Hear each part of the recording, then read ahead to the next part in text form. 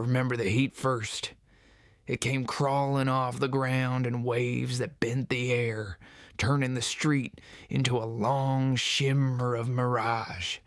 The kind of day where even the flies were too tired to move. Folks stood shoulder to shoulder in the square, their shadows sharp as blades, waiting for the auctioneer's hammer to fall again. I didn't come there to buy anything. Truth is, I didn't know why I came at all. Maybe habit, maybe guilt, maybe both. The town smelled like dust, sweat, and something mean. You could hear the creak of the gallows post at the edge of the yard, the rattle of chains, the groan of old wood. The man running the auction called out each number like a preacher at a funeral, loud and proud, pretending not to notice the silence that followed. Every time that hammer hit, a soul got sold. That's the way it worked back then, when mercy cost more than a man's name. I was leaning against a fence post, hat low, watching the ground. My horse shifted behind me, uneasy. I felt the leather reins bite against my palm. Then the auctioneer cleared his throat and said, "Lot 7. His voice cracked when he said it. There was a pause, the kind that makes a man's stomach drop. Then she stepped out. She was small, couldn't have weighed more than 100 pounds, soaking wet. A dress hung off her like a borrowed memory, gray and torn at the edges. Her hair was matted, her eyes hollow but alive, like something buried too long that still remembered light. She didn't look at the crowd. She just stared straight ahead, chin high, as if daring the world to blink first. There was a rope around her wrists, but she didn't fight it. She stood still, quiet, waiting for someone to decide what she was worth. Men started calling numbers. Some laughed, some didn't. The auctioneer kept repeating her lot number, trying to get the price up. I could hear their voices blending into the hum of the heat, thick and careless, so I wanted to look away, but I couldn't. Maybe it was the way the sun hit her face, or the fact that she didn't flinch when they laughed. Maybe it was because I'd seen that same look once before, in the mirror, years back, when I was the one waiting on mercy that never came. The hammer was halfway down when I spoke. 100, Emmer, I said. The yard went quiet. The auctioneer froze, eyes squinting through the glare. You say 100, mister? I nodded. Cash. A few men cursed under their breath. One spat in the dirt. Nobody wanted to push higher. The hammer fell. One hard knock that echoed off the walls and out into the heat. Sold, he said. Lot 7, to the man in the hat. I didn't wait for the papers. I walked to her, untied the rope myself. Her wrists were red, raw like open wounds, but she didn't pull away. I slipped my coat off, draped it around her shoulders. It swallowed her whole, made her look smaller. She looked up at me for the first time. Those eyes, brown, steady, too old for her years, no tears, no thanks, just quiet, the kind that burns. I didn't buy you, I said, I bought your chance. She frowned, not quite understanding, but she didn't speak. I motioned toward the horse. She hesitated only once before following me. Folks were still staring as I lifted her into the saddle, but I didn't give them the satisfaction of looking back.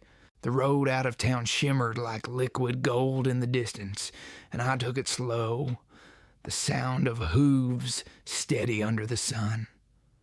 We didn't talk for a long time. The land stretched wide and empty, nothing but brush and stone and sky that never ended. After a mile or two, she finally asked, "Where are you taking me?" "To the river," I said. Her brow creased, but she didn't press. Maybe she thought I meant to drown her. Maybe I thought so too, in a different way. The truth was, I didn't have a plan. All I knew was that Water could clean things no man could. Blood, sin, memory. I'd seen it before, I'd felt it. Maybe I wanted her to feel it too. By the time we reached the ridge, the sun had started to slide down, throwing red light across the desert. The river lay below us, winding like a dark vein through the valley. I helped her down, careful not to touch more than I had to. She stood at the edge, staring at the current. The wind tugged at her hair, lifting the dust away. "This is it?" she asked quietly. "This is where it starts," I said. Now she looked at me then, long and searching, as if trying to decide whether to trust me or run. But she stayed. She knelt by the water, dipped her hands in, and the mud on her skin turned the river darker for a moment before it drifted downstream. Her shoulders trembled, not from fear, just from feeling something again. I turned away, giving her the space a soul needs when it starts to breathe. When she stood, the last light caught her face, and for a second I saw the girl she might have been before the world got to her. The wind shifted, carrying the smell of rain from somewhere far off. I didn't say a word, neither did she. Just some things don't need saying. Night came slow, laying soft over the land. We built a small fire by the bank, enough to keep the cold away. She sat close, but not too close. Eyes fixed on the flames, I rolled a cigarette, watched the smoke curl up and disappear into the stars. "Got a name?" I asked. "I hope," she said. It fit. Not because it sounded sweet, but because it sounded fragile. The kind of thing you hold on to, even when you shouldn't. "Hope," I repeated, like a prayer I didn't deserve to say. The fire cracked. The river whispered. Somewhere out there, the world kept turning. But for the first time in a long time, I felt still. That night, the wind changed. You could smell the rain coming down from the north, carrying the scent of mesquite and wet dust, the kind of air that makes a man remember. I laid back against the saddle, staring up at the stars, listening to the fire pop. Hope sat a few feet away, her knees pulled close, my coat wrapped around her like a shield. She hadn't said much since we left the auction. Truth is, I hadn't either. Words got heavy when the night turned quiet. I could tell she hadn't eaten in days. Her hands shook when I passed her a piece of jerky, but she took it without a word. The firelight caught the side of her face, and I saw how young she really was. Just a girl, caught in a place too hard for her kind. There was dirt in her hair, a cut across her cheek, and that rope burn on her wrist still bleeding faintly. I should have cleaned it right then, but she looked like she'd had enough touching for one lifetime. So I waited. She broke the silence first. "Why'd you do it?" she asked. Her voice was soft, but steady. "You don't even know me." I turned my eyes toward the fire. "Didn't have to." "That's not an answer." "No," I said, "but it's the truth." She watched me for a while, then looked back at the flames. "You gonna sell me somewhere else?" I shook my head. "You ain't for sale." "Then what am I to you?" That question hung there a long time. I could hear the river whispering over the stones, the far-off cry of a coyote, the wood crackling. Finally I said, "A reminder." She frowned. "Of what?" "Of who I used to be," I said, "and who I don't ever want to be again." She didn't ask more.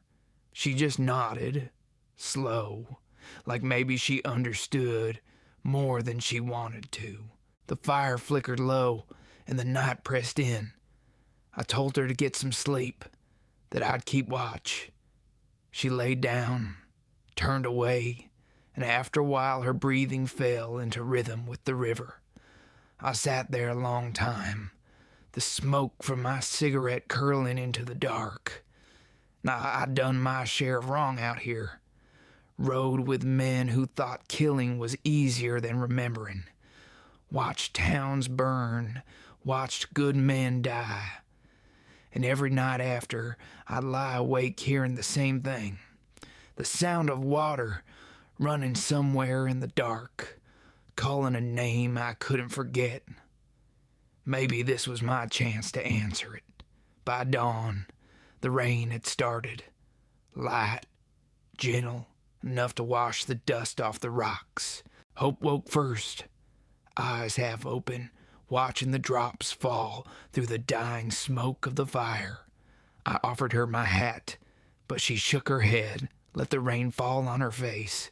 She looked peaceful for the first time since I'd seen her, like the sky itself was baptizing her back into the world.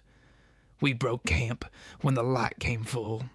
The trail ahead was slick with mud, but I knew the land. We followed the river south, where the cliffs cut close and the air turned cool. I rode beside her in silence.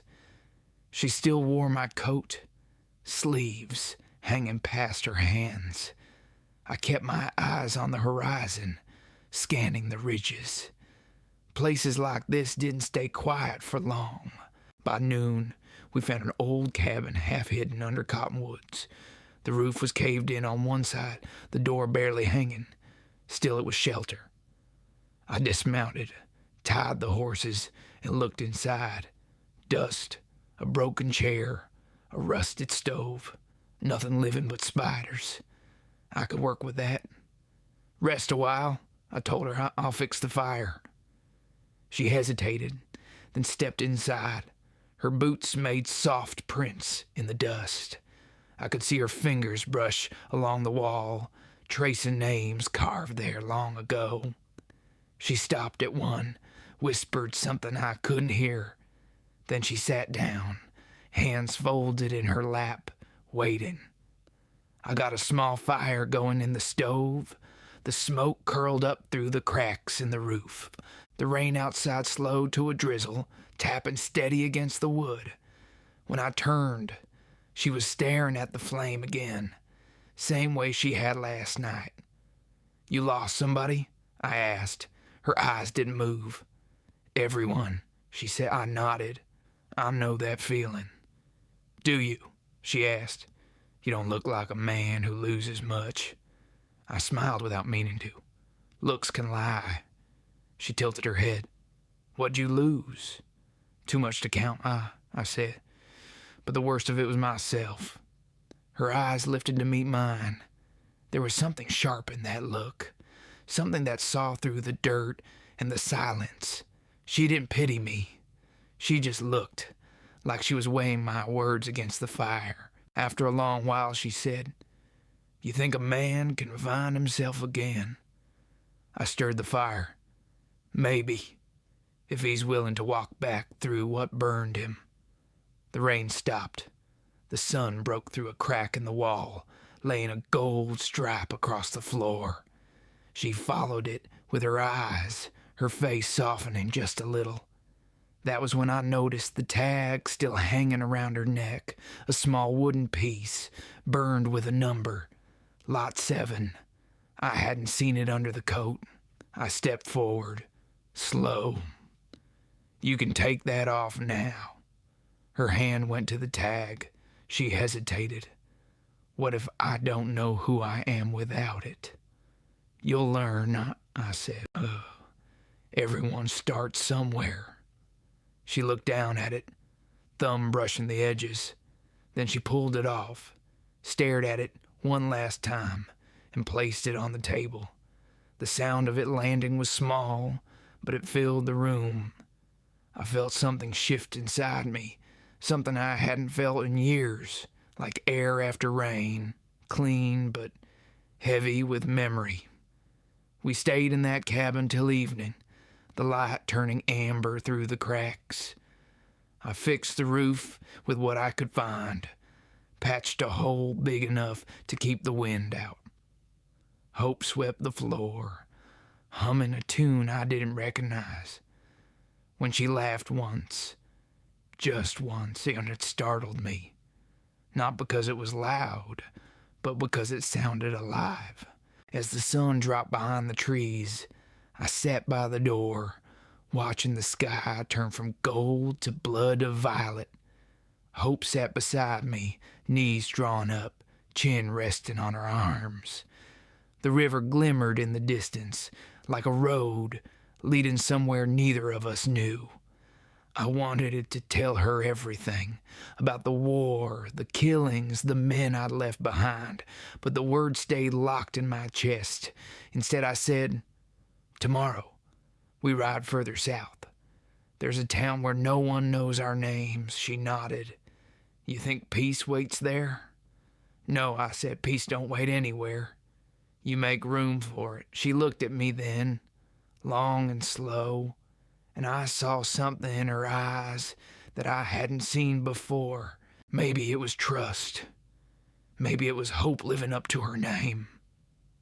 The night settled around us, warm and still. For the first time in years, I didn't dream of ghosts. We left the cabin at first light, when the fog was still clinging to the river like a secret. The horses moved slow, their breath turning to steam in the cold. I rode ahead, the girl following close behind. She didn't talk much that morning, and I didn't push it. Some silences are worth keeping. The trail wound along the valley floor, wet and narrow, and the air smelled of pine and ash. The storm had passed, but you could still feel it watching from behind the hills. I'd been on that road before, years ago, back when I carried a different kind of burden. Back then, I rode with men who laughed at mercy, who believed the only truth worth keeping was the one written in blood. We took what we wanted, burned what we didn't. I still remember the sound of it, the crack of rifles, the screams swallowed by wind. I didn't know it then, but every step away from that fire was leading me here, to this road, to her. We stopped by the river when the sun climbed high. Hope knelt by the water, washing the dirt from her hands, watching it drift away in little clouds. I watched her reflection more than I watched the land. She was changing. The fear hadn't gone, but it wasn't steering her anymore.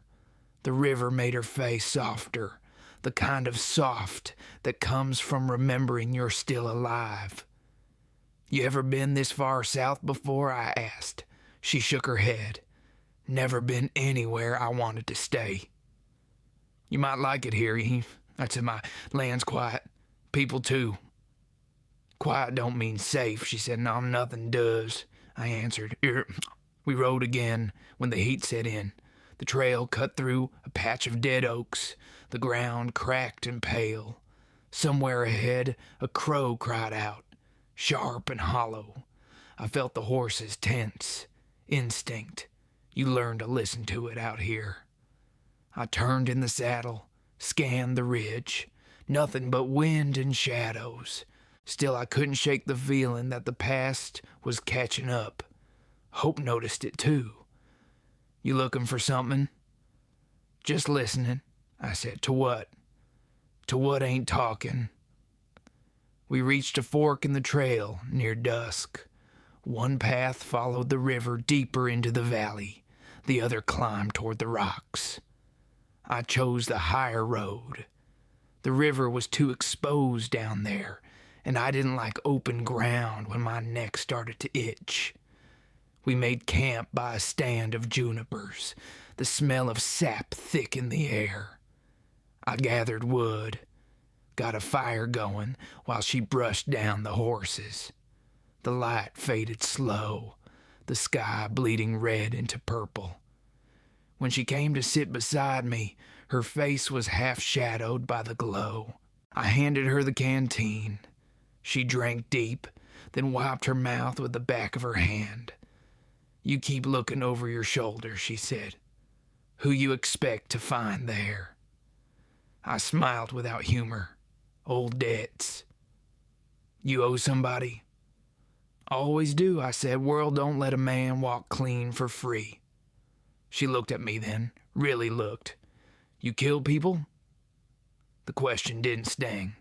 I'd asked it of myself too many times. I took a long breath before answering. I did. Once. More than once. She didn't move. Didn't even blink. They deserve it. Some did. I said, "How?" Some did. That's the part that stays with you. She nodded, eyes still on the fire. Then, maybe that's why you found me. Maybe, I said. The wind rose, carrying the sound of the river below, faint but steady. Hope reached into her pocket and pulled out something small. The tag, the one burned with the number 7. I thought she'd left it behind at the cabin, but there it was, resting in her palm. She turned it over in the light, tracing the blackened edges. I thought you threw that away. I said, I did. She whispered, "Yeah, but I picked it back up. Didn't know why. Maybe you ain't ready yet." She looked up, eyes shining from the firelight. You think I ever will be?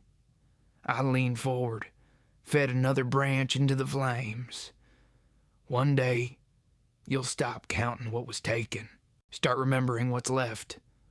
She nodded, clutching the tag tight before setting it beside her. The firelight flickered against it, the number glinting faintly. A reminder, not a wound. The wind quieted, and the night settled around us like a blanket, worn thin but warm. We didn't speak again for a long while. I listened to her breathing, steady and soft, and I realized I wasn't listening for danger anymore. Not tonight. When she finally drifted to sleep, I stood, walked to the edge of the ridge, and looked down at the valley below. The moon had risen, bright and cold, painting the river silver. You could see the whole trail winding through the dark, the same one we'd walked since dawn. And then I saw it, a flicker of light far off, where the land dipped low. Campfire, small but real.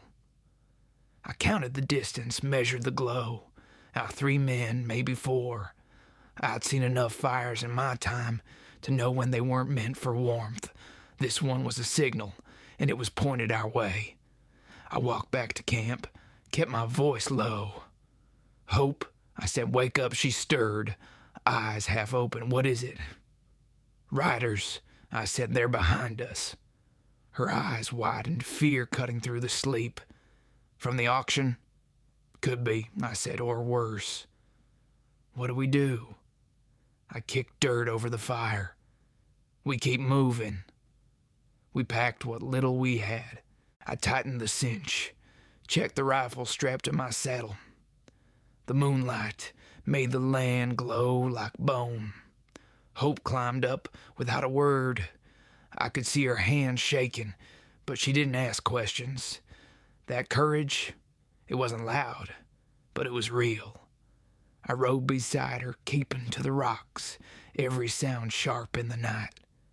When we reached the ridge, I looked back one last time. The fire in the distance had gone out, but the dark felt different now.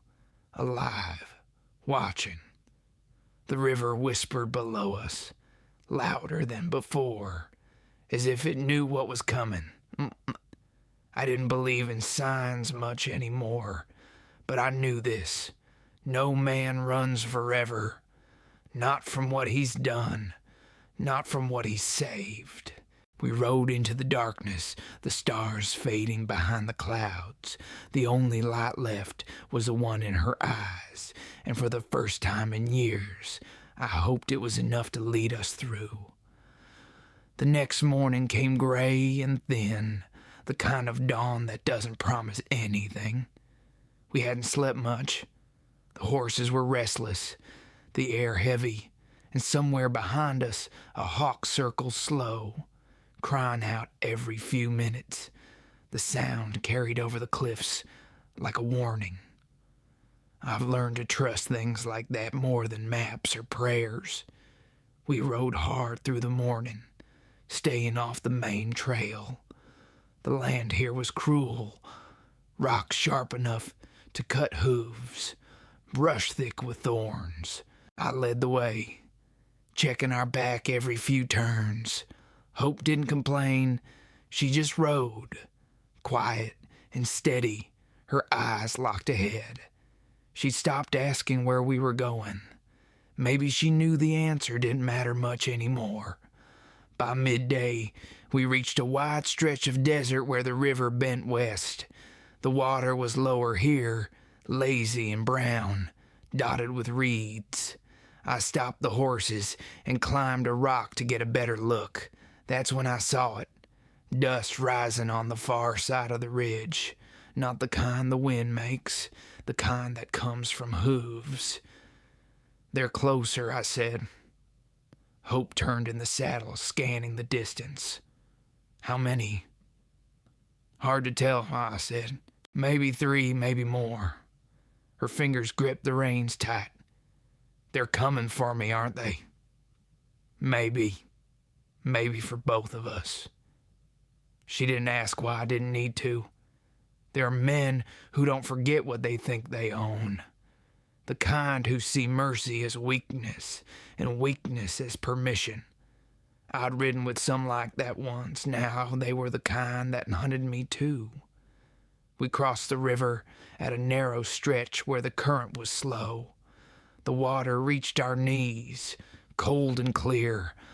Hope's horse stumbled once, and I caught her arm to steady her. She didn't pull away. When we reached the other side, she looked down at the river, watching the ripples spread. You'd think they'll follow. They'll try, I said, but the river's tricky here. It hides more than it shows. She nodded, but her shoulders stayed tense. I could see the fear working behind her eyes, fighting the courage she'd built. I wanted to tell her it would be all right, but lies don't hold up long out here. The wind always finds them out. We rode until the sun dropped low. I found us a narrow canyon off the trail, half covered by sage and rock. It wasn't much, but it offered cover. We led the horses inside, gave them water, then sat by the mouth of the canyon, watching the sky bleed into red and gold. The kind of sunset that looks beautiful until you remember it's just another day dying. Hope spoke first. You think mercy ever runs out? I looked at her, then back at the fading light. Sometimes it feels that way. She shifted closer, her voice low. Then why do you keep giving it? Because someone once gave it to me, I said, and I threw it away. What happened? I took a breath, slow and heavy. He was a preacher, not the church kind, the wandering kind. Came through camp one night when I was still riding with the wrong man. He told us stories, fed us, prayed over us, said we were lost sheep looking for the gate. We laughed at him, drank his whiskey, sent him on his way. The next morning, we found him hanging from a cottonwood tree. I don't know which one of us did it, but I know none of us stopped it. I left that same day. Hope didn't move. The wind stirred her hair across her face, and I saw her eyes shine in the last light. And you've been riding ever since? Trying to, I said. Some rides don't end easy. For a long time, we just sat there. The canyon turned dark, the stars slipping out one by one. Somewhere down the valley, a coyote called. Hope leaned her head back against the rock, eyes closed, her lips moving silently. Maybe a prayer, maybe just words she couldn't say out loud. I watched her a while, then stood. Get some rest, I said. We moved before dawn. She nodded, curling up in my coat. I took first watch, sitting near the entrance, rifle across my lap. The night air bit cold, smelling of sage and iron. Every sound carried too far. The whisper of the river, the crack of settling stone, the heartbeat of a land that never forgets. I must have dozed off for a moment because when I opened my eyes, the sky was lighter. A thin line of pale blue stretched over the horizon. Then I heard it, the distant thud of hooves, slow, steady, unhurried, the kind of rhythm that doesn't lose its way. I nudged Hope awake, and she sat up fast, eyes wide. "They found us," she whispered. "Maybe," I said. "Stay low." We crept to the edge of the canyon. From there, I could see the ridge to the east. 3 riders, moving in a line, careful and quiet. They weren't scouts. They were trackers, on the kind that move like wolves. One of them wore a red bandana. I knew that bandana. I'd seen it once, tied around a man's arm the day the preacher died. Hope saw my face change. "You know them?" I nodded. "Used to." She swallowed hard. "Then they'll stop at nothing." "Neither will I." The riders paused near the bend in the river, scanning the banks. One pointed toward the water, another nodded. They'd seen the tracks. It was only a matter of time before they followed the trail up toward the canyon. I turned back to Hope. "Pack your things," I said. "We can't stay here." "But where will we go?" I looked to the west, where the river curved through the cliffs and vanished into the mist. "There's a place a few miles down, an old miner's cabin. We make it there before they catch our scent. Maybe we stand a chance." She didn't argue. She just nodded, eyes fierce now, not afraid, but ready. We mounted quick, the horses stamping, snorting at the scent of pursuit. The first light of dawn stretched across the desert, cold and white. Behind us, the dust of the riders rose again. Like smoke on the horizon, I gripped the reins and spurred my horse forward. "Hold on, Hope," I said. "Whatever happens, don't look back." We rode hard into the morning, the wind tearing through the silence, the river running beside us like a restless ghost. Every hoofbeat echoed like a heartbeat, steady and defiant. I could feel the past closing in, but I wasn't running anymore. Not this time. Because this time, I had something worth turning around for. We reached the cabin by noon, the sun already burning through the mist that hung over the valley. It sat crooked beside the river, half swallowed by vines, roof sagging under the weight of years. I'd been there once before, long ago, when the land was still wild and the cabin still smelled of pine instead of rot. It was a good place to disappear. That was all I needed. I dismounted first, scanning the ridge behind us. The trail was quiet, but quiet in the west never meant safe. I could taste the dust in the air, dry and bitter, carrying the ghost of the men who followed.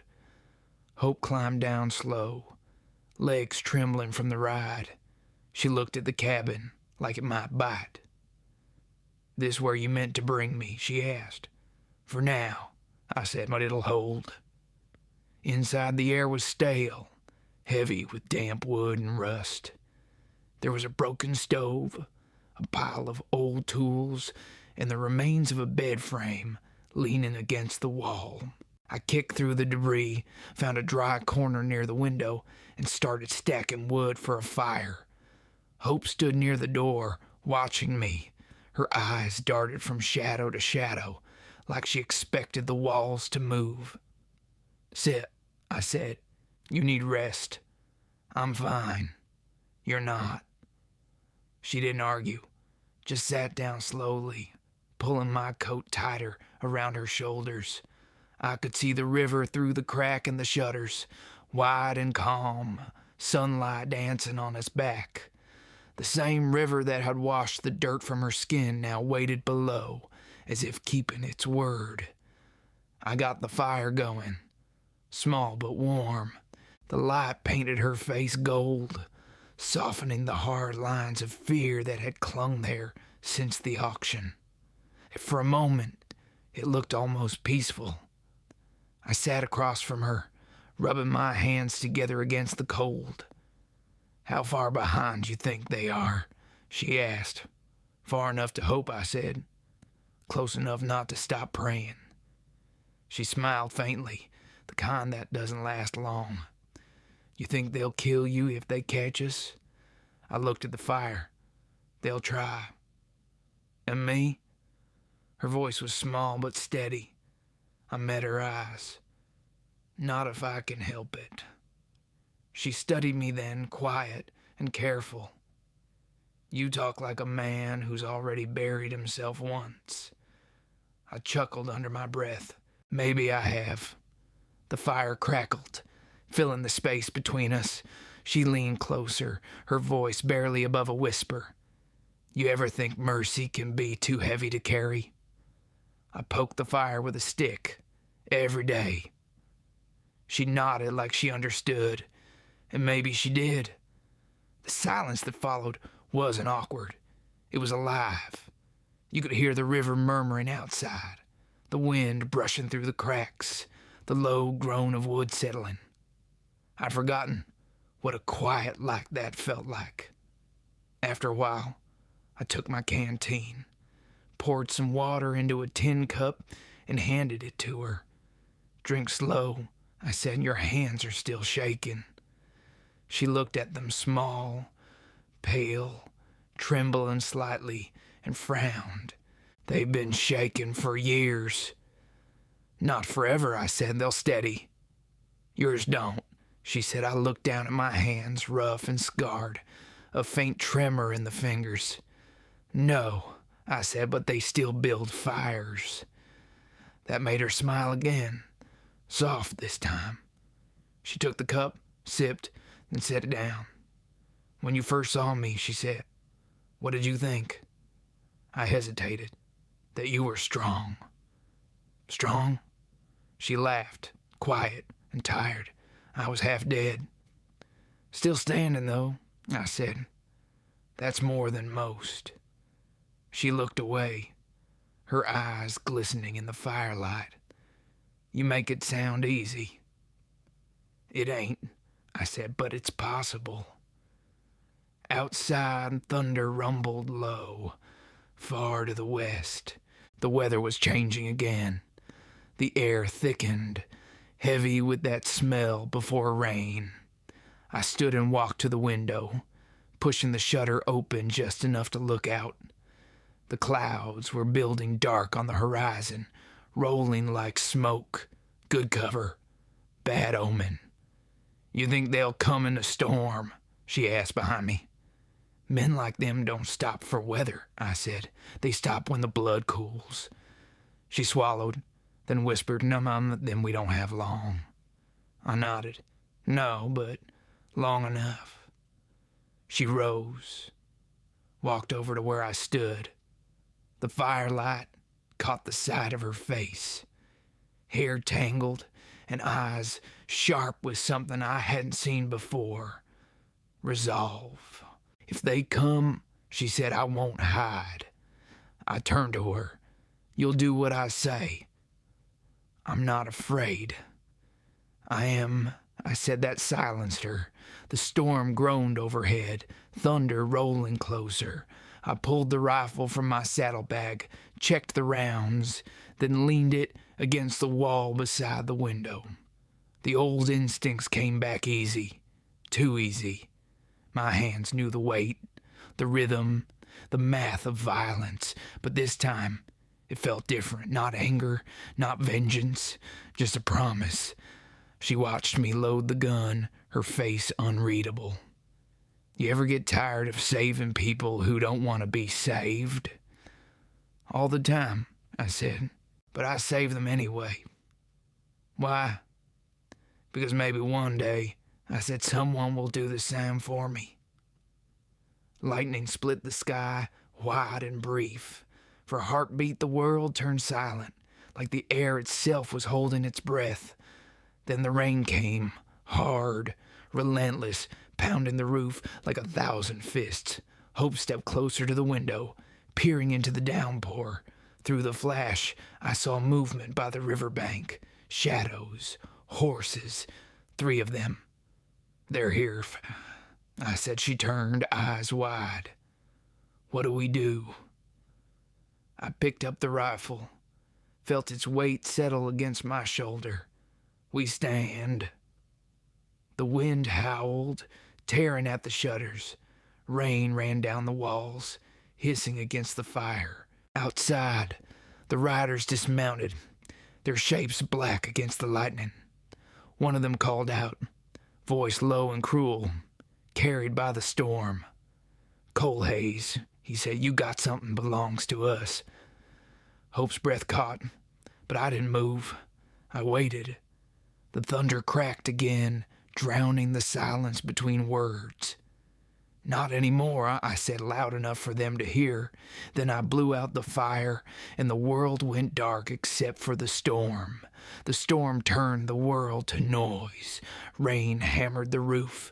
Wind screamed through the cracks, and the river outside roared like it had found its voice again. The cabin shuddered under it all, but we held still inside, quiet as breath. Hope crouched behind the old stove, clutching the pistol I'd given her. I sat near the window, rifle braced on the sill, eyes scanning the darkness. Every flash of lightning lit the land white for an instant, then took it all away again. There were 3 of them. I could tell by the way the horses shifted in the mud, restless under strange hands. The man in front wore a long coat, soaked and shining under the rain. The red bandana was still tied around his neck. I knew him now. Clay Redden. We'd ridden together once. He'd been the kind who smiled before he pulled a trigger. "Coal haze," he shouted over the thunder. "Ain't you tired of running, brother?" Brother. The word hit hard, but not deep. That part of me had died long before this night. I didn't answer. The wind did that for me, snapping through the broken shutters like a warning. He laughed, low, dark, carried by the storm. "You always did love a hopeless fight," he called. "There you go. Hand over the girl. We'll let you keep breathing." Hope glanced at me, fear flickering through her eyes. I raised a hand, steadying her. She didn't move, didn't speak. Her breathing matched the rhythm of the rain, fast but alive. I leaned close to the window, voice low. "You don't want to be here, Clay. Turn around." He laughed again. "Not still preaching mercy, huh? You forget whose blood bought yours." Lightning flashed. I saw his face then. Older, meaner, scarred from a fight I'd only half remembered. He hadn't aged well. Sin never does. "This ain't your road no more," I said. He spat into the mud. "You always thought you were better than us." "I ain't," I said, "just tired." The thunder rolled so loud it swallowed his next words. Then came silence, the kind that's worse than sound. I knew that quiet. It's the one right before men draw steel. A shadow moved near the riverbank. I saw a flash of metal, the glint of a rifle barrel. I ducked back, just as a shot cracked through the storm. The bullet punched through the window frame, splintering wood inches from my ear. Hope gasped, but stayed put, her hands tight on the pistol. Another shot, then another. The cabin groaned, chips of wood flying from the door. I waited between flashes of lightning, counting their rhythm. One by the river, one behind the fence, one closer, near the horses. They were spreading, trying to box us in. I breathed slow, lined up my sights, and fired once. The sound drowned in the thunder. The shape by the river dropped. 2 left. Hope flinched at the sound. I turned to her. "You all right?" She nodded, but her lips were trembling. "You killed him?"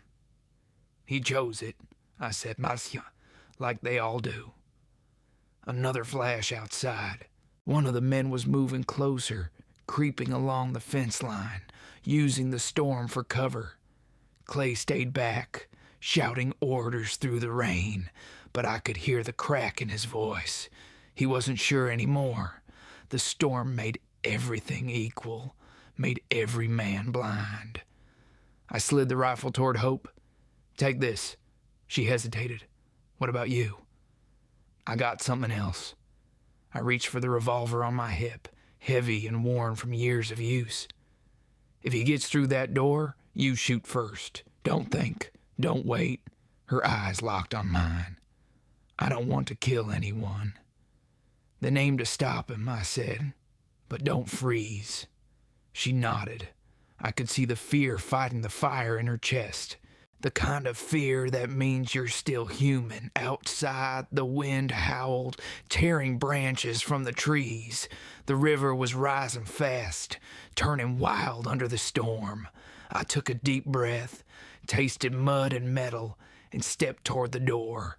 The next flash lit the world again, and I saw him, one of Clay's men, 10 yards away, crouched low, rifle in hand.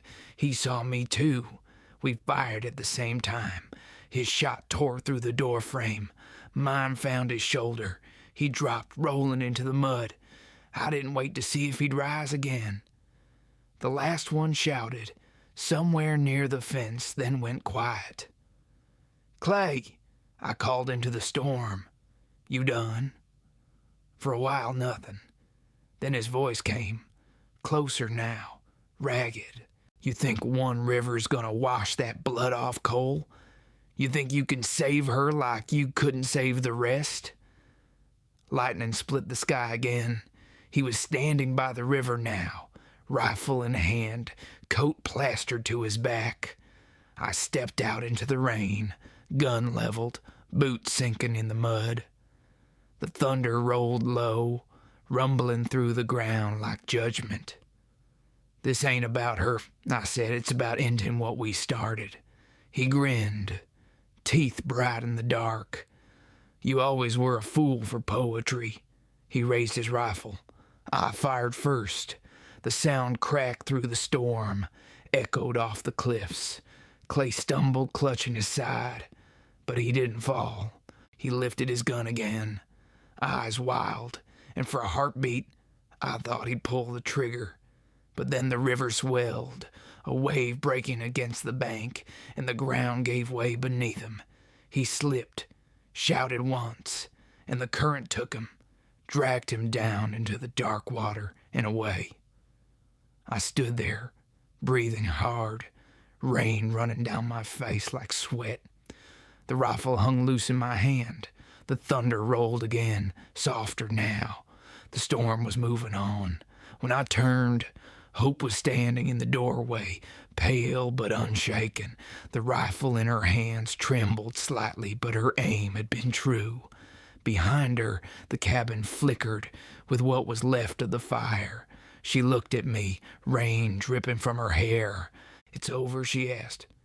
"For now," I said. She stepped out into the rain, barefoot, mud clinging to her toes. She looked toward the river where Clay had vanished, then back at me.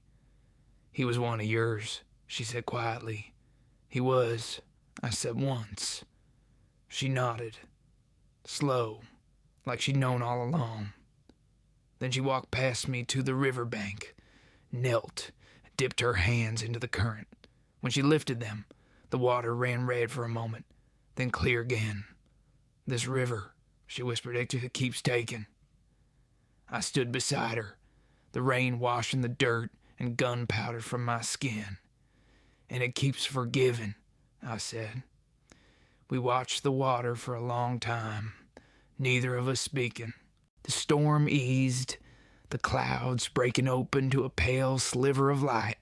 The world smelled new again, wet earth, ash, and the faint sweetness of pine. The kind of smell that makes you think maybe, just maybe, you got one more chance left. When hope stood, her eyes met mine. "What now?" she asked. I looked west, where the river wound into the distance. "Now we start over." She took a deep breath and nodded. "Then let's go." We saddled the horses in silence, the ground slick beneath our boots. As I mounted up, I looked back once more at the cabin, the broken walls, the dying fire, the ghosts we left inside. Then I turned away. We rode west, following the river, the storm behind us, and the sun trying its best to shine. By the time the sun broke clean over the ridgeline, the world had gone still again. The storm left everything shining. Wet sage, dark stones, and that wide, slow river curling through the valley like a trail of glass. Our horses moved quiet along the bank, their hooves sinking soft in the mud. Every now and then, Hope looked back, but there was nothing left to see. No dust, no riders, just the hush that follows thunder. We didn't speak much that morning. I reckon both of us were listening for what wasn't there. The gunfire, the shouting, the past. It takes a while for a man's heart to catch up with his peace. Mine hadn't yet. I could still feel the weight of the rifle in my hands, the echo of Clay's voice calling my name through the storm. When we stopped to rest, I filled the canteen and handed it to Hope. She drank slow, careful, like she didn't trust the quiet yet. I couldn't blame her. Silence can be louder than bullets if you've lived wrong long enough. She looked out at the river, then at me. "You think he's gone?" I nodded. "The river doesn't give back what it takes." She thought on that a while, tracing a line in the mud with her boot. "He said you were brothers." "Once," I said. "Not by blood, but by something worse. By choice." "What changed?" "I got tired of the killing." He didn't. The wind stirred the grass, carrying the scent of wet earth. She looked at me again, eyes soft now, not frightened anymore.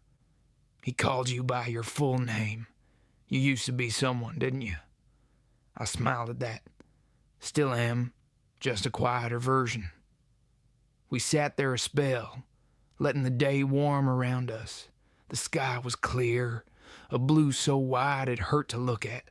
For the first time, I noticed how the light touched her hair, turning it from brown to something golden, something alive. The girl I'd pulled from the auction wasn't the same one sitting beside me now.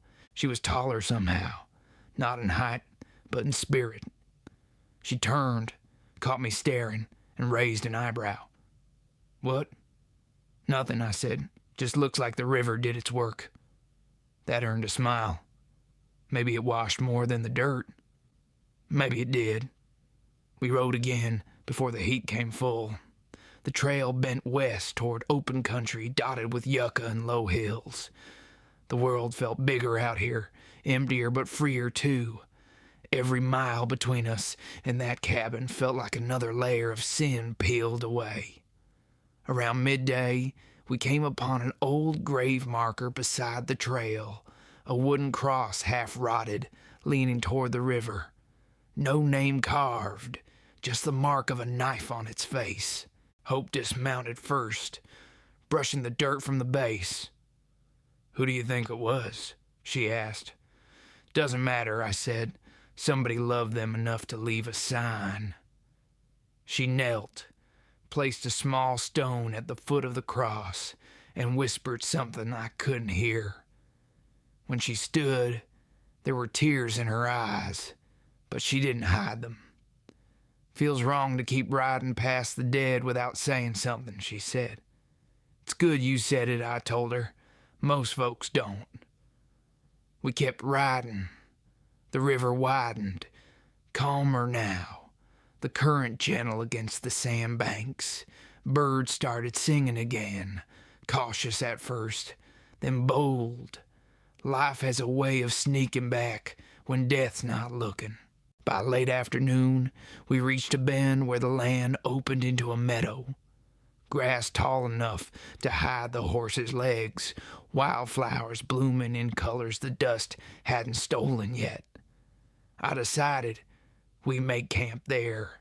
Hope gathered sticks while I saw to the animals. When the fire caught, the smell of burning cedar filled the air, sweet and clean. She sat across from me, knees drawn up, eyes on the flames. "You think it's really over?" she asked. I shook my head. "Nothing's ever over out here, it just changes shape." "Then what do we do now?" I looked at her, the firelight flickering in her eyes. "We build something that lasts longer than fear." She considered that, quiet.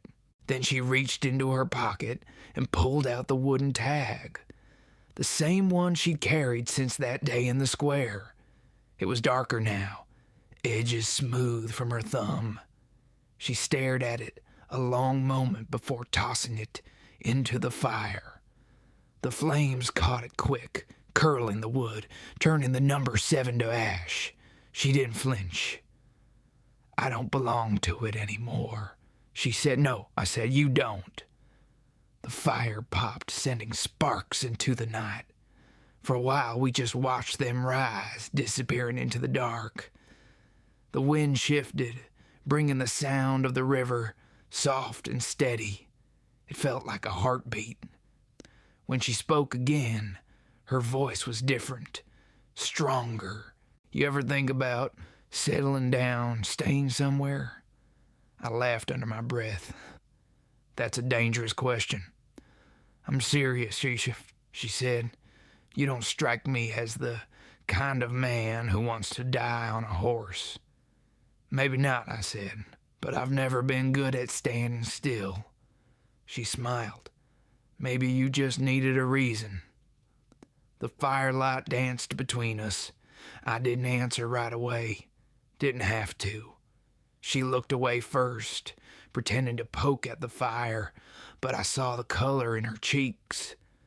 The storm had taken a lot from both of us, but it had left something too. Something small, something alive. When the moon rose, I threw another log on the fire and leaned back against my saddle. "You get some sleep," I said. "We'll head west at sunrise. There's land out there that don't belong to anyone yet." "You think they'll come after us again?" she asked, voice low. "If they do," I said, "they'll find 2 people instead of 1. She smiled at that, soft and sure, then lay down beside the fire, using my coat for a pillow.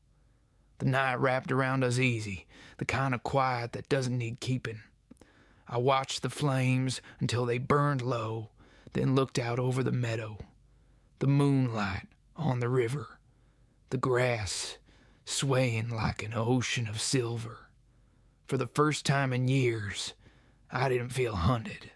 I just felt tired, the good kind. The kind that comes when you finally earned your rest, and somewhere deep inside, beneath the scars and the ghosts, I felt something else too. A stirring I hadn't known in years. Hope, hers and mine sharing the same name, breathing the same air. The West was big enough for both. We woke to a sky clear as new glass. The storm had washed the land clean, leaving the air sharp and sweet. You could smell the sage, the river, and the faint smoke from last night's fire. Hope was already awake when I opened my eyes, sitting by the water's edge, her hair pulled back and her boots off, toes in the stream. She looked younger in that light, but stronger too, like the river had given something back. "Morning," I said, stretching my legs. She turned and smiled, the kind that comes easy after too much silence. "You snore," She said, "Don't believe everything you hear," I replied, and she laughed. The sound felt like the world starting over. We ate what little we had left, dried meat, a heel of bread, and water cold from the river. It wasn't much, but it filled the quiet.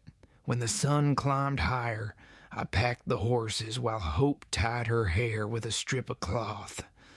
Every move she made had purpose now, like she'd remembered how to belong to herself. We rode west, following the river until the land began to rise again. The grass thinned out, replaced by red rock and juniper. Somewhere behind us, the past was fading, turning into dust and distance.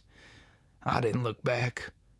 The world only offers so many chances, and I'd spent most of mine. Around midday, we reached a ridge where the valley opened wide below. From up there, you could see forever. Rolling hills, a small patch of cottonwoods near the water, and a stretch of flat land that caught the sunlight like gold. Hope reined her horse beside mine, eyes wide. "It's beautiful," she said. "It's quiet," I answered. "That's rarer." She pointed toward the stand of trees. Could we stay there just for a while? I followed her gaze, studying the ground. There was enough grass for the horses, fresh water close by, and the hills behind to keep the wind off. "We can stay," I said, "for as long as it lets us." We rode down slow, taking our time. The place was even better up close, a flat stretch near the riverbank, soft earth underfoot, shade from the trees. I could almost hear the land sigh, like it had been waiting. We unpacked the saddles and set to work. I fixed a lean-to from broken branches while she cleared a small ring of stones for the fire. Neither of us spoke much. Words weren't needed when your hands were busy building something that felt like peace. By afternoon, the camp stood simple but sure. Hope had gathered wildflowers and tucked them in a small jar she found among the gear. She set it by the fire, smiling at her own work. "Makes it look like a home," she said. I nodded. "A good start." When evening came, the sky turned the color of copper. I sat sharpening my knife, listening to the wind through the cottonwoods. Hope was humming again. Same soft tune from the cabin, only now it sounded less like a memory and more like a promise. She changed her dress for one we'd found in the saddlebags, faded blue with torn lace at the collar. Didn't matter how old it was, she wore it like she owned the world. After a while, she spoke without looking up. "You think we deserve this?" I paused, testing the edge of the blade. "Deserve don't come into it. You take what the day gives, say thank you, and keep breathing." She looked over then, eyes catching the firelight. "You ever get tired of surviving?" "Every damn day," I said, "but it's better than the alternative."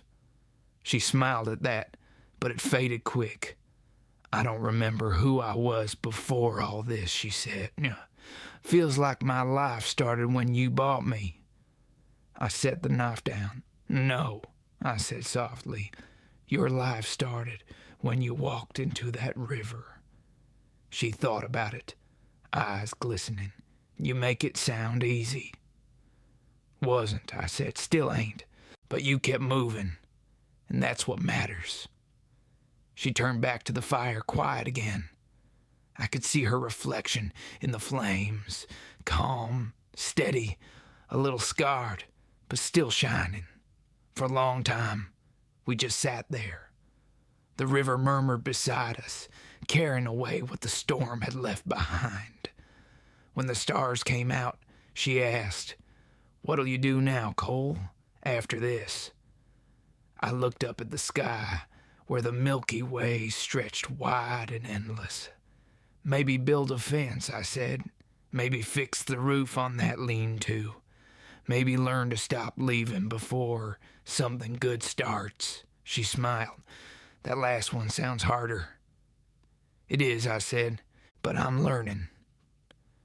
The night deepened, the kind of dark that feels soft instead of hollow. Hope lay down near the fire, head resting on her arm. I stayed awake a while longer, listening to the horses grazing, the crickets humming. Every sound felt like proof that the world was still turning, that maybe it hadn't given up on us yet. When I finally laid back, the stars looked close enough to touch. I thought about Clay, about the preacher, about the men whose names I couldn't say anymore. The West has a way of burying the living long before they die. But lying there beside that river, I felt something different. Not forgiveness exactly, just the chance to start being someone worth forgiving. Hope shifted in her sleep, murmuring my name, soft and unsure.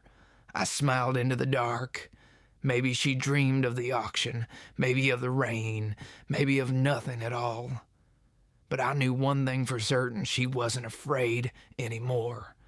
And for the first time in years, neither was I. The fire cracked once, a spark floating up and vanishing into the stars. I closed my eyes and let the sound of the river carry me under. Morning light spilled through the cottonwoods, golden and thin, the kind that makes everything look softer than it really is. The fire had burned down to ash, and the air smelled of damp earth and smoke. Hope was still asleep, her hair tangled across her cheek, breathing slow and even. For a while, I just watched her, letting the quiet do what it does best, remind a man how lucky he is to have it. I got up, stretched the stiffness out of my back, and walked down to the river. The water was low again, moving lazy, catching bits of sunlight in its ripples. I knelt, scooped a handful, and splashed it over my face.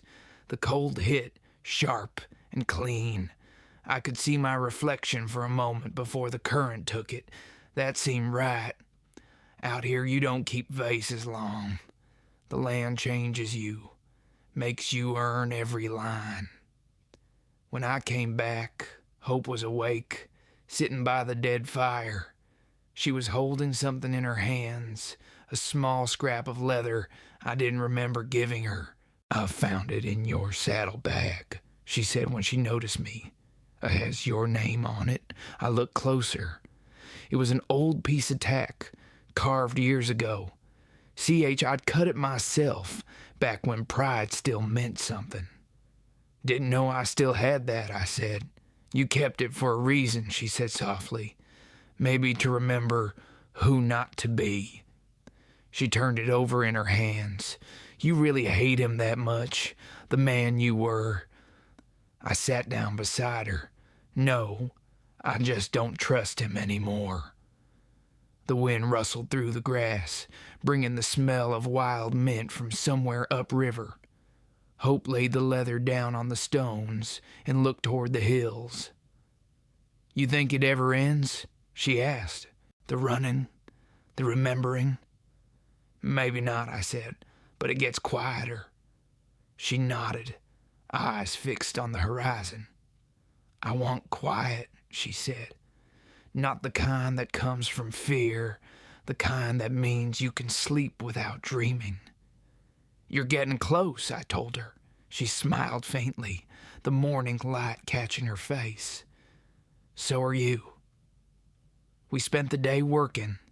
I built a small corral from driftwood and fallen branches while she cleaned the camp, hanging her dress to dry on a line of twine. It wasn't much, but the place started to look like it belonged to someone.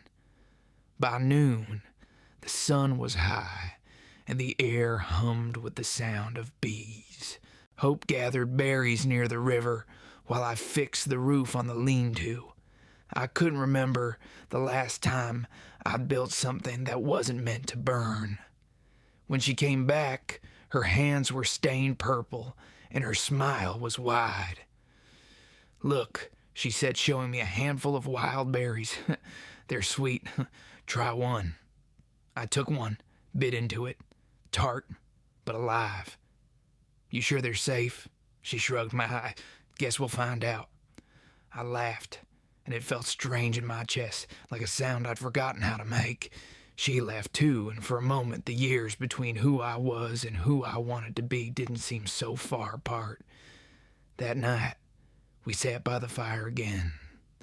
The air was cool, the stars sharp and bright. Hope had found a scrap of fabric and was stitching something small with thread she'd pulled from an old coat. I watched her work, her fingers moving steady, calm. "What are you making?" I asked. She didn't look up. "A name." I frowned. "A name?" "For you," she said. "Well, not the one they called you before. Something that belongs to now." I leaned back, watching the sparks rise into the dark. Never thought about needing a new one. "Maybe you don't," she said. "Maybe you just need to use it different." After a while, she held up the fabric. It was a small patch, rough but clear. She'd stitched one word across it. Hayes, my last name. Simple, honest, the one I never gave up even when I should have. "That's who you are to me," she said quietly.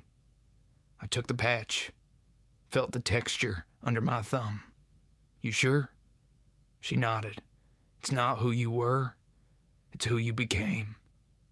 I didn't say anything for a long time, just stared at the fire, the patch in my hand, the flames reflected in her eyes, bright and steady.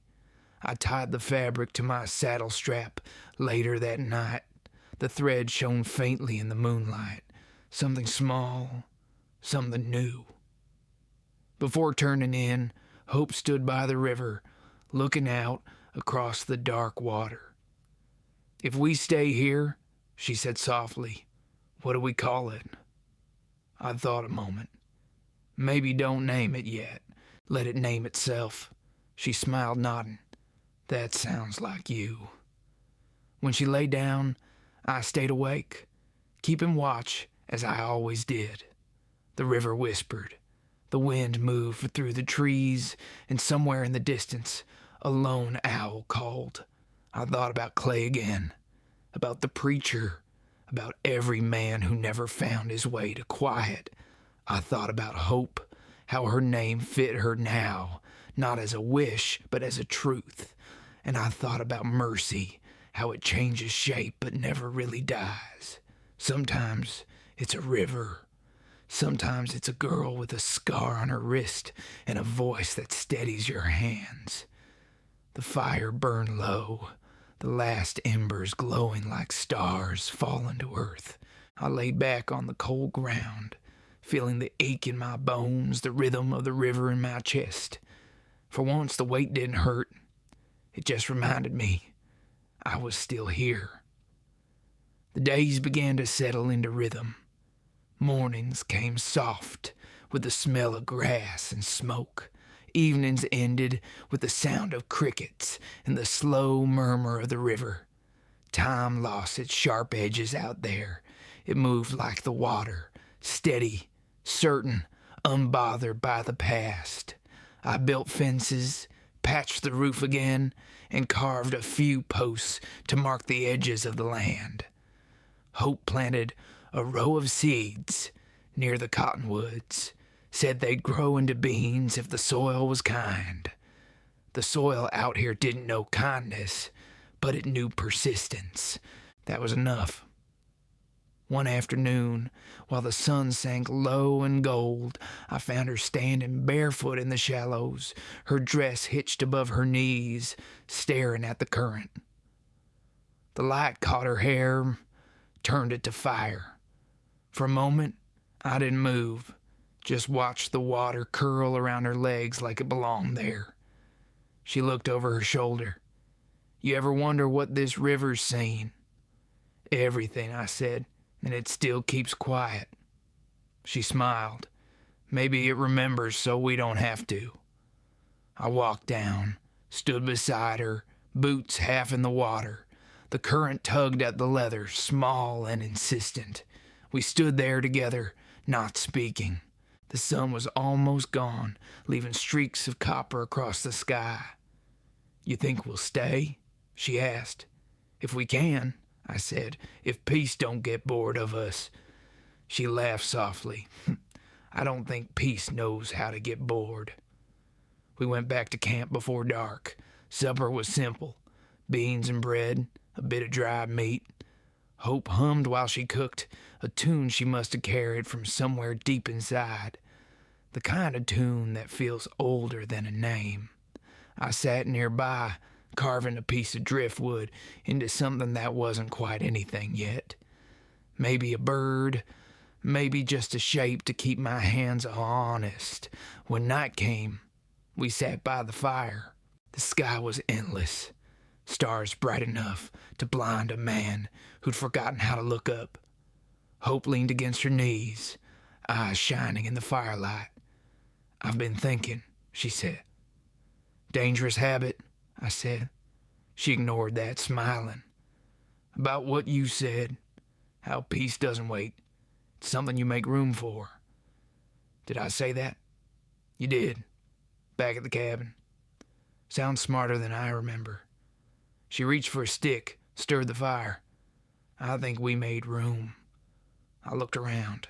The fences, the lean-to, the horses sleeping near the trees. The jar of wildflowers she'd set on a flat rock still glowed in the firelight. It wasn't much, but it was ours. "Yeah," I said.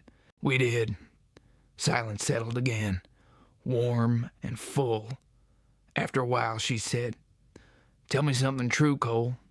Something you've never said out loud." I stared into the fire. The question didn't scare me. It just took a moment to find words that fit. "Truth is," I said, "I never thought I'd see another sunrise without hate in it. Not after everything I'd done. I figured mercy was for folks better than me." She looked at me then, eyes steady. "You think I was better?" "I think you reminded me how to try," I said. She didn't answer right away. Then she reached across the space between us and took my hand. Her grip was small but firm. "Then we'll keep trying," she said. The river sang through the dark, slow and low. A night wind came down the valley, cool and clean, carrying the smell of rain far off. Hope leaned her head against my shoulder, and I let her. The fire hissed softly, and the stars looked close enough to touch. We stayed that way until the flames burned low. I don't remember falling asleep, only the sound of water, constant and kind. When morning came, she was already awake again, watching the horizon.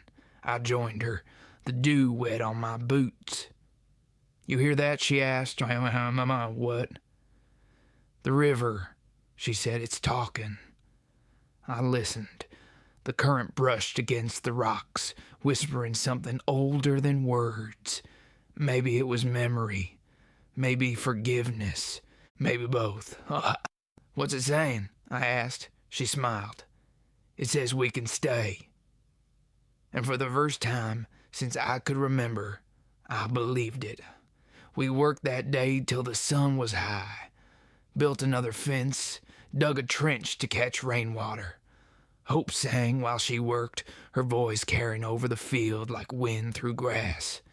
The horses grazed near the river, tails flicking slow. I caught myself smiling more than once, without reason. That's how you know you're healing. You stop needing a reason. When evening came, we sat by the fire again. Hope looked at me, eyes soft in the light. "You ever name a place before?" "Only graves," I said. "Then let's give this one something better." I thought a while, watching the river move in the dusk. "How about where the river spoke?" She repeated it quiet. Where the river spoke, she smiled. Sounds like somewhere worth staying. Then that's what it is. We let the fire burn down, the river whispering beside us, the stars bright and patient overhead. I could feel the weight of the years behind me, the faces, the voices, the sins. But they didn't press as hard now. They drifted, carried off by the same water that had given us this place. Before sleep took me, I looked at Hope, her face peaceful in the glow. The girl from the auction was gone. The woman beside me had written her own name again, in light and in silence. And me? I was just a man who stopped running long enough to listen. The river kept speaking. I let it, because mercy remembers longer than sin.